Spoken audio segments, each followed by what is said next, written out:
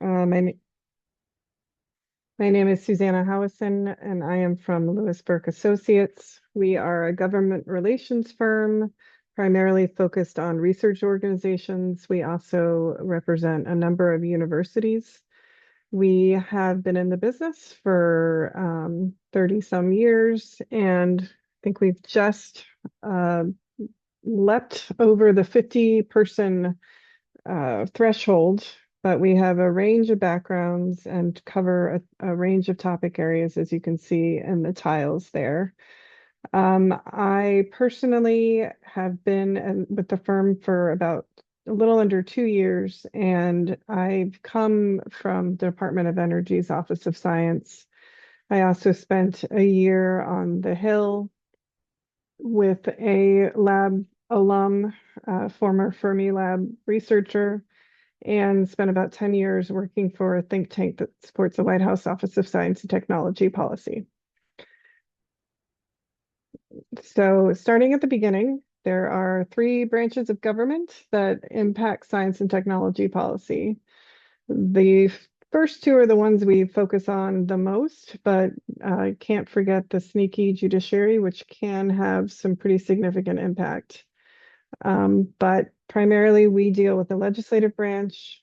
Those are the folks that set policy, they set funding levels, and then the executive branch is typically supposed to implement those as well as identifying and carrying out the president's priorities. And there are a number of mechanisms when you look across those three branches in order to make policy. The three on the left, the president, the executive branch offices, and agencies, those are all in the executive branch, but they have another number of different authorities, policy documents that they can issue. They also are responsible for any rulemaking that comes out of any laws from Congress. And then there are some interesting tools that have been used this administration that we don't typically see. One being impoundment. That is where the executive branch has chosen not to spend the funding in the way that Congress has determined that they should. They can do this officially by actually asking Congress for approval to not spend the funds, and Congress can approve that, or they can do it in an unofficial manner and hope that Congress does not complain. And that's so far been the situation where Congress has not officially or formally objected to this impoundment. We will see how that might change in the coming years following midterms, et cetera.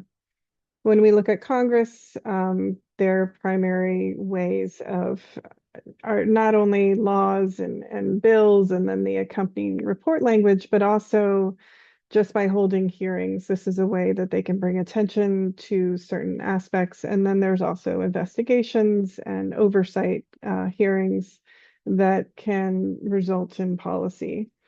And then lastly, we have our judiciary. You may have seen fairly recently, there was a lot of focus on Chevron, which is this long-standing rule about how agencies were able to interpret laws and were given quite a bit of discretion to do that.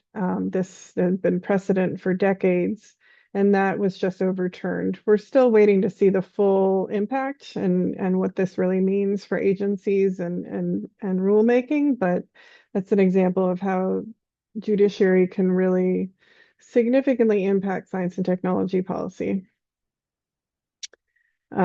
So who is responsible for all this policy? And it's almost everyone.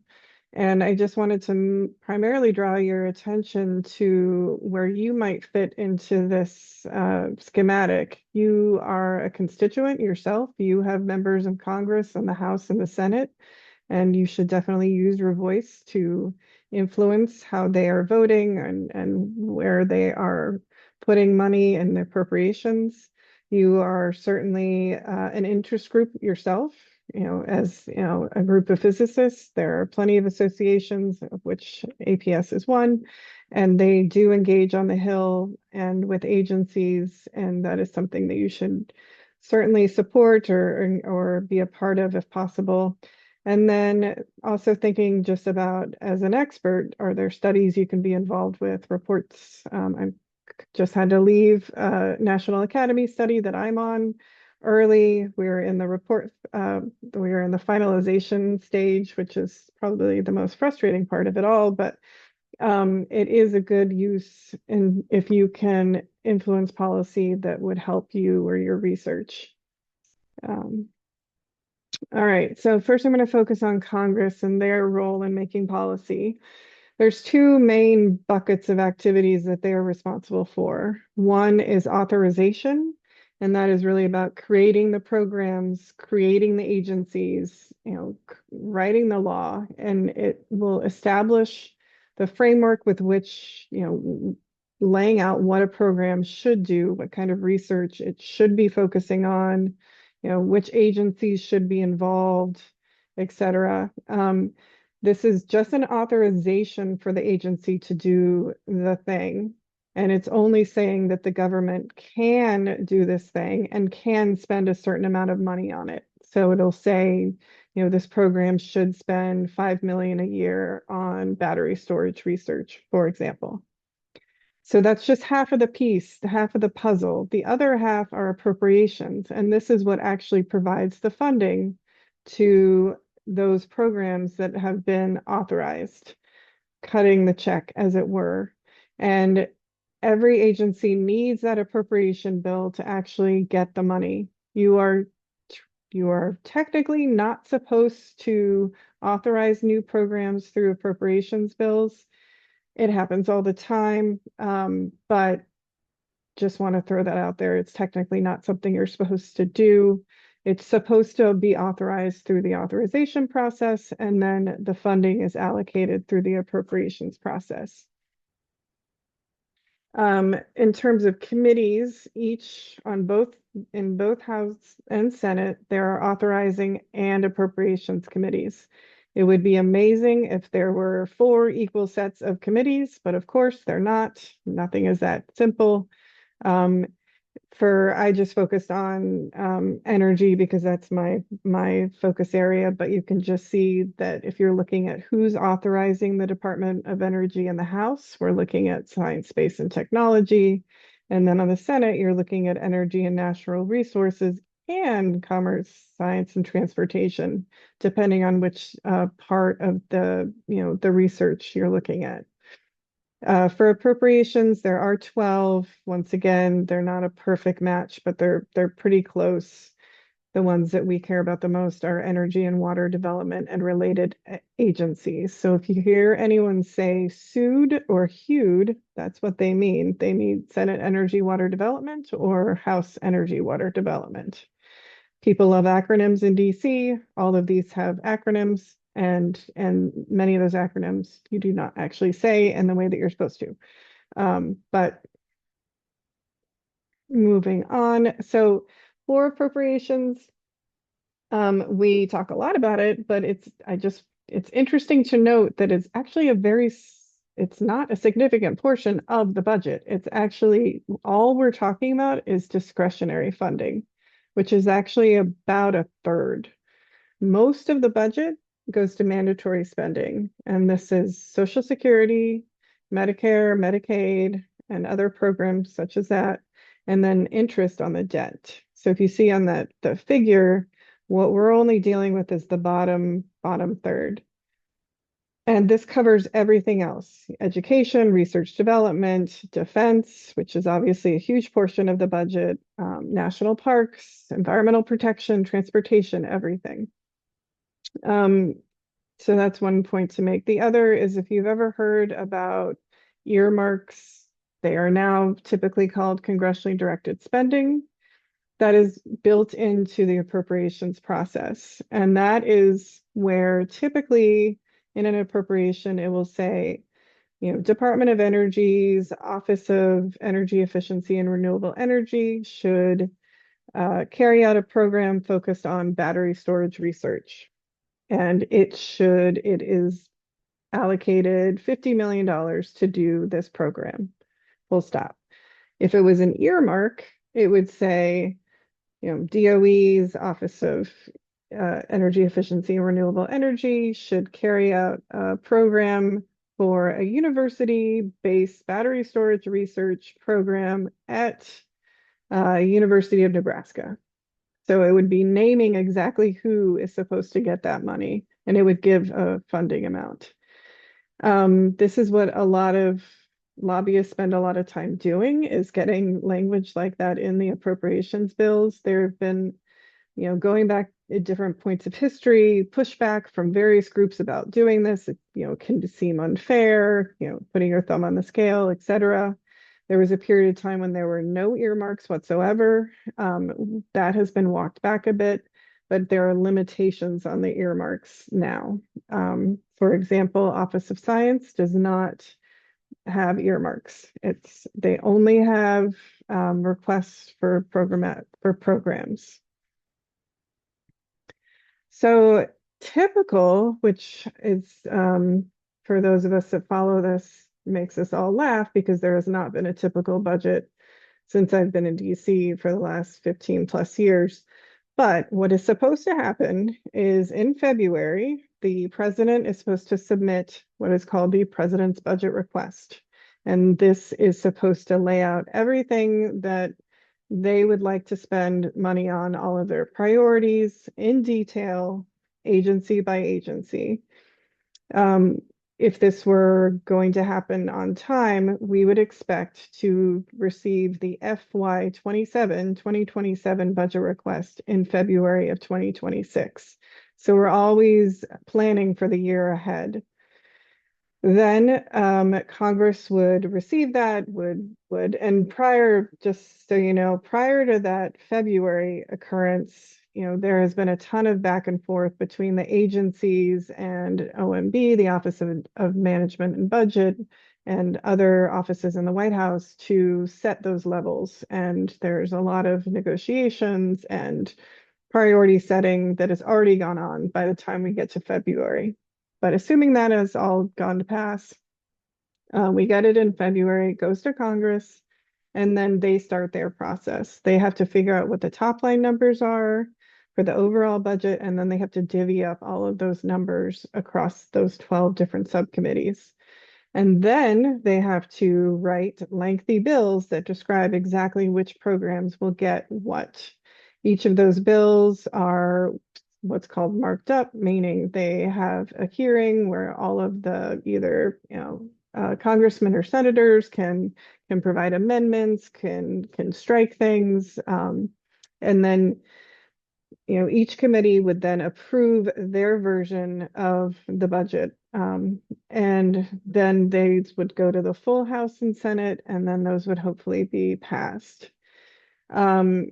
Once we get to that point, we still have two sets, right? We have both House and Senate. So then you have to get to the conference situation where the differences between those bills are agreed upon, and then approved.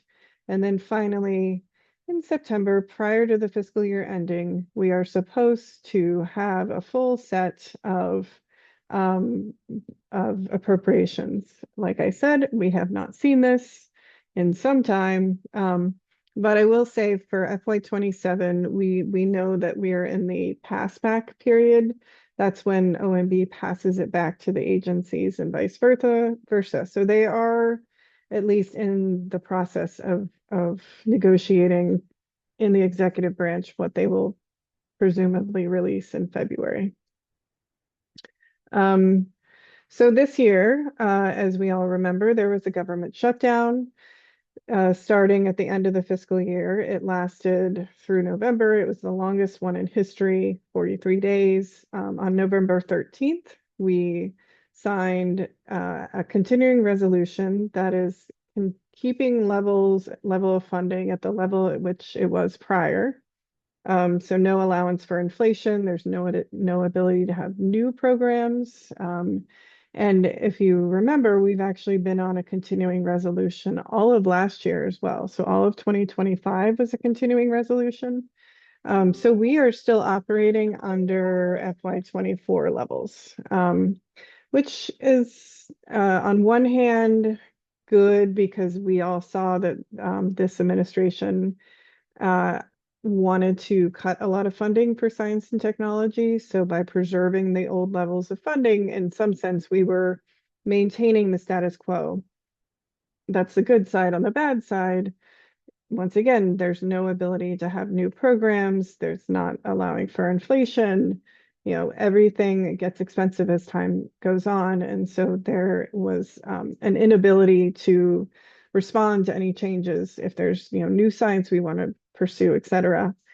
Also, as I mentioned, there was some questions about impoundment where the agencies weren't necessarily using the funding in the way that Congress directed them to. And by not weighing in through a full appropriations process, Congress is losing some of that ability to control what funding is actually spent. So back to the agreement that reopened the government, they did get 3 bills out. This is actually my new favorite term, a cromnibus. It's a continuing resolution plus a minibus, that's the name that they give for when it's more than one appropriation bill together, but not all of them. An omnibus would be all of the appropriations bills. But we were, and this is the royal we, they were able to get military construction, veterans affairs, legislative branch, and agriculture included in this minibus that was passed while they opened the government. If you remember, the reason that the government was shut down had to do, at least partially, with these tax cuts or tax credits for healthcare that were expiring. That situation was not dealt with, and it still hasn't been dealt with, and Congress just went home. The idea was to get those 3 done and then hopefully get somewhere between 3 and 5 of the remaining bills done before the end of this year. Once again, Congress just went home, so it does not look like that's going to happen. The continuing resolution goes through January, the end of January. So there are still 9 bills that need to get passed before the end of January. In addition to some other must-pass legislation, namely the National Defense Authorization Act. And just a little bit more on what we're seeing in appropriations. For the president's budget request for FY26, they did propose significant cuts to many of the agencies that focus on science and technology. And for the most part, the House and the Senate rejected those cuts. So if we can get to an agreement, if we can get to a final bill for all of the agencies that we care about, we are going to be in a better shape than if we do not. They being Congress has a lot to do in January, but there's still a strong hope and that we'll get the rest of the bills done. They're most likely, if we get another batch done before the end of January, they'll probably do another continuing resolution through the end of March to give them a little bit more time to finish the rest of those appropriations. If they can't get it done by the end of March, then whoever is left is going to be under a continuing resolution for the rest of the year. So, and as I said, there's pluses and cons to that, but because the numbers that we've seen come from the Senate and the House are pretty good, it'd be better for us all if we could actually get appropriations. All right, moving to the executive branch. One of their significant policy making levers is the president's budget request, which I was talking about earlier. This is a negotiation that goes on between the agencies and OMB and the president. And then that budget will generally reflect what the priorities are of the administration. There's also a number of policy documents that they can sign, presidential memoranda, executive orders. We saw, for this administration that They signed, over 100 executive orders in the first 30 days, a lot of which was just undoing what the last administration had done, but also some new initiatives. So that is something that they have been actively using. And I'm almost done because I know we're close to time, but just overall with this administration, we all know there's been significant change and we expected it, but it wasn't necessarily expected at this pace and scale compared to at least Trump 1.0. This has been a lot faster and bigger. A lot of this has been about delivering on campaign promises. We've seen this when we think about immigration and the deep state and shrinking the federal government. A lot of the focus has been on dismantling the status quo and reversing Biden initiatives. We saw this with a lot of the executive orders that came out.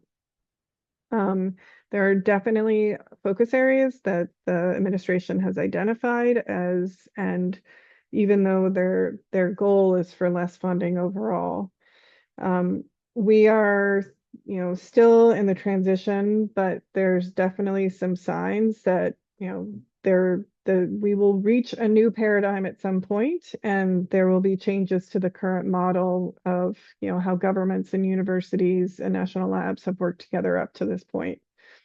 And, you know, it can be confusing for people inside and outside because things have happened so quickly that, those inside haven't necessarily caught up. We saw this with the recent DOE reorganization announcement. Many people, even within the agency, didn't know what it meant for, their office or their program. So we're catching up. I think for me personally, there are signs that we're moving out of the destruction, breaking things phase and into the establishing new priorities and, doing things phase, mostly from where I sit at, in DOE land, just focusing on the announcement of the Genesis mission and, really rolling that out to the Hill and to other decision makers. And, they need funding in order to make that successful. So, and they need, people in the federal government in order to make that successful. So that's a good sign in my mind that we're moving into the next phase. But in terms of what their priorities are, nothing surprising, but it's really all about critical and emerging technologies, energy dominance, American security, biotechnology is still a big focus, and then space dominance. A friend of mine just said that there was a new executive order on space. It just came out a few minutes ago, and touched on something I used to work on when I was supporting the White House, space nuclear power. So that will continue to be a focus area, but this is one of the ways that the administration will signal what their priorities are is through this priorities memo. And I just threw this up here to give an overview of DOE and what we're think we are seeing, but we've all seen the Genesis announcements, that AI, quantum fusion are the stated priorities of the newish Undersecretary Gill, but also still a focus on advanced nuclear, geothermal, and then critical minerals and materials is something that will be a focus. For funding, it's relatively stable when we compare it to some of the other agencies, but there was a desire to cut funding for the programs focused on climate and environmental programs. And we will see what the reorganization means for all of the renewable energy programs that used to be under EERE. All right, and I will not go through this because I don't have time.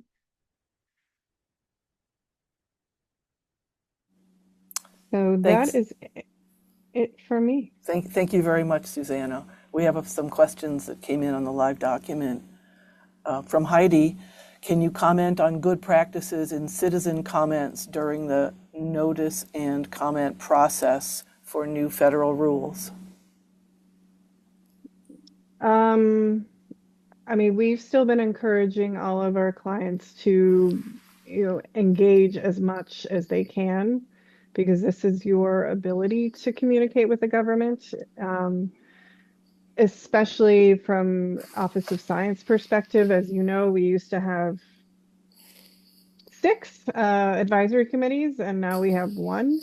And, losing that mechanism to communicate with our agency partners is, can be detrimental. So you have to use the levers that you have. And one of the mechanisms is through, RFIs, requests for information, and other public comments. Coming in from Dan Ackerib, one hears of the appropriations committees. Where do the authorization bills get generated? Is that part of the same committee structure? So if you remember, I showed you that one slide that listed a bunch of committees. They're separate. So there's authorizing committees and there are appropriations committees. People will sit on both sometimes. Appropriators are sort of their own beast and they try not to mix with the authorizers. But House Science Space Technology Committee, that is an authorizing committee. And then the corresponding appropriations committee is the Energy Water Subcommittee. In terms of where the bills come from, that first slide with all the arrows, they come from all those people. When I was on the Hill, somebody handed me a Better Energy Storage Act. And, we changed it, we tweaked it, but really the first draft came from an interest group, somebody that cared about energy storage research. So we have a question from JU. What happens to the funds for the remaining period if the budget is approved after a continuing resolution period? The approved amount minus what was used during the continuing resolution or something else? So usually they just have to get the money out the door as fast as possible. And it depends on the agency. DOE has money that does not expire, which is unusual. So they can take a little bit of time. But hypothetically, NSF gets a budget in January. They have only 9 months to spend 12 months of money. And so they will push it out as fast as possible. And that just gets compounded the later that budget gets passed. Question from Ron Soltz. Can you comment on the future of the NOFO proposal process? It seems to be undergoing changes. I have not heard anything other than they changed the name, which that was sort of just semantics. As far as I know, there will still be peer review. There will still be, the things that we expect. But I can also imagine that there would be potentially more reliance on artificial intelligence and other, computer aided ways to speed up reviews, because I know a big focus is also, reducing burden, reducing time. But I will keep an eye on it. Kathy Turner has a comment. Kathy, would you like to just speak or do you want me to read your comment? I'm happy to just unmute your microphone.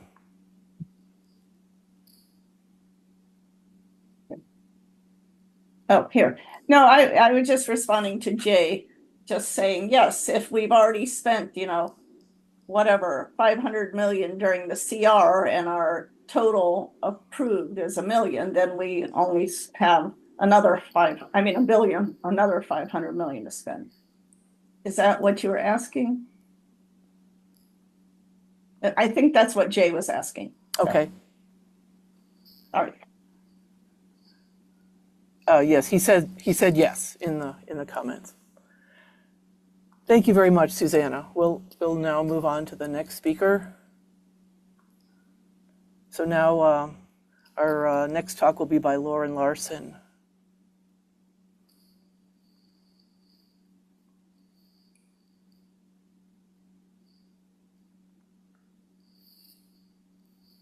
Hi, thank you so much, Sally.